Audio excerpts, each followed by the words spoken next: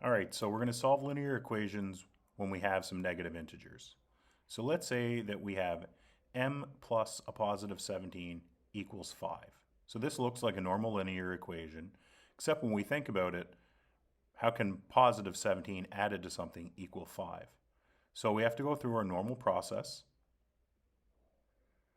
We have to write down our equation. So m is our variable, plus our constant of 17, so we have to subtract 17 from that to preserve equality. We have our 5, subtract 17. So that'll cancel out our positive 17 and our negative 17. That leaves us on one side with just m. And now we have to go through basically what we learned in Unit 1. So we'll make this a positive 5 and put it in brackets. And then we're subtracting another positive 17 because positive 17 came from the other side. So when we do this, using what we know, we have opposite symbols. So m is going to equal from a positive 5, you go in the negative direction, and it equals negative 12. Let's try this in a different setup. This time we'll have m added to 16, but we're going to make it equal a negative 26. So again, we'll have to use the exact same setup, same principles involved, but the negative 26 that I've circled here is the difference that we have. So we'll go through our routine.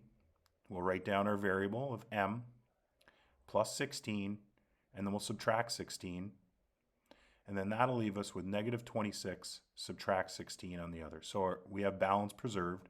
We'll get rid of our 16s, and that'll be m equals. Now we're going to go back to what we learned in Unit 2. So what we know is it's always easier to work with an addition. So to help solve a subtracting integer equation, we're going to change it to an addition of integers, and we'll use our opposite function.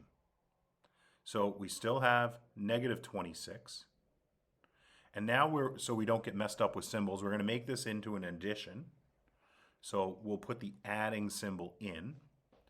But then we have to make sure that our 16 number in terms of an integer is a negative 16. So now we have that equation laid out. So we have m, and we have a minus 26 going in the opposite direction, which means we'll end up at minus 42. Let's try this now with just our numerical coefficient. So we'll have a multiplication. So let's try minus 9m equals 45.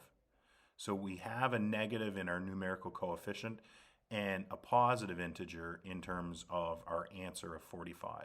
So we go about it the exact same way. We have no constant to get rid of in this. So we can go ahead and we can divide our minus 9s. It's important to keep the symbols in check because it does matter in here. So on the other side, that's going to leave a positive 45 divided by a minus 9. I only have one negative symbol on this side. So when I go ahead and divide those numbers, it equals 5. So m equals minus 5 in terms of this. Let's try it again, a little bit more complicated, but the same concepts. So just remember it's the same concepts that we're doing. So let's do a minus 3m equals a minus 306. So we're going to have a bigger number in here, but it's still an integer. So same concepts apply. We have no constant to get rid of, so we can go ahead and divide out our numerical coefficient of minus 3 on both sides. So that cancels out our minus 3's, and that just leaves us with m. Now, on the other side, we have a minus 306 divided by a minus 3. So the first thing that I realize is I can actually get rid of my two negatives cancel out as well. And that just leaves me with 306 divided by 3, which is not as scary, which just leaves us with m equals 102. I hope this helps everyone.